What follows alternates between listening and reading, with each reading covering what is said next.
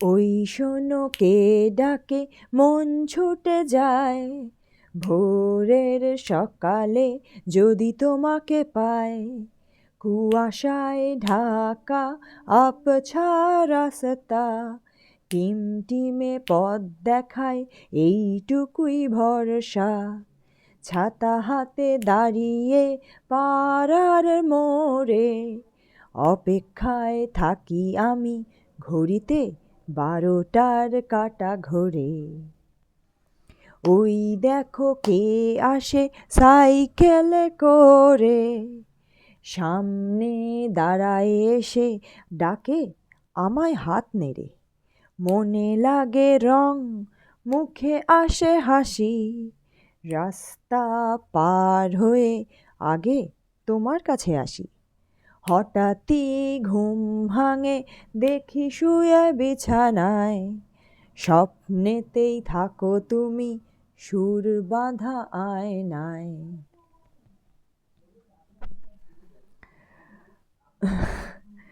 আজ ভোরের সকালে ঘুম ভেঙে ইচ্ছে হলো একটা প্রেমের কিছু লিখি।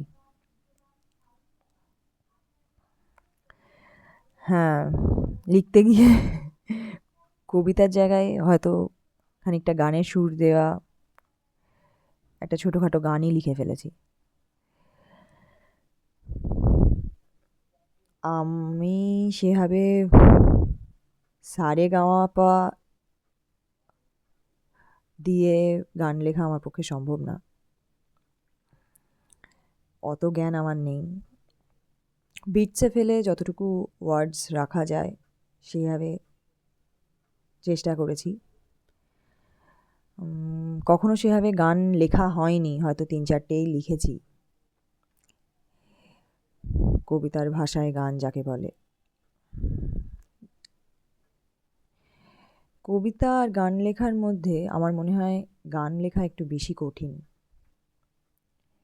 কারণ কবিতায় মোটামুটি ছন্দ মিলিয়ে বা কোনো একটা সাবজেক্টকে ভাষায় তুলে ধরার মধ্যে দিয়ে কবিতা লেখা যায়, কিন্তু গান লিখতে গিয়ে অনেকগুলো দিক ভাবতে হয়। সাবজেক্ট, তার সাথে ওয়ার্ডস, সেই ওয়ার্ডস কতটা সাবলীলভাবে মানুষের মনে থাকবে, আবার তার সাথে সুরের সুরধ্বনি, এই জিনিসটা ভেবে গান লেখা। লা লা লা লা লা লা লা লা লা লা লা, সকালে উঠে এই সুরটা আমার মাথায় এসেছিল। এই সুরটার ওপর বেস করে আমি গানটা দাঁড় করালাম। কতটা কি হয়েছে জানি না, ইনস্ট্রুমেন্ট নিয়ে আমার সেরকম কোনো অভিজ্ঞতা নেই যে গিটারে সুর তুলে গানটাকে দাঁড় করাবো। হ্যাঁ, ওই একটু আধটু গিটার বাজাই আছে, কিন্তু তারও তার ছিঁড়ে গেছে। তো ঠিক করতে হবে সব কিছুই।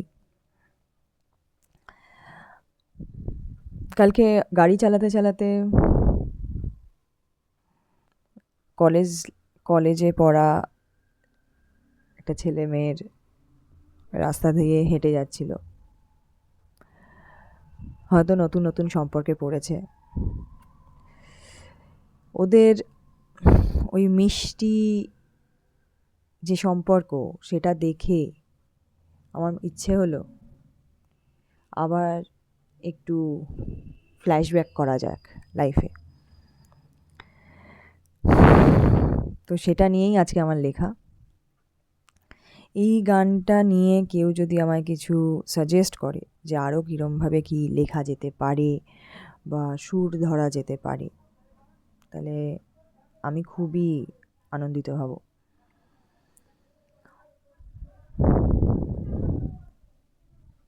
Thank you.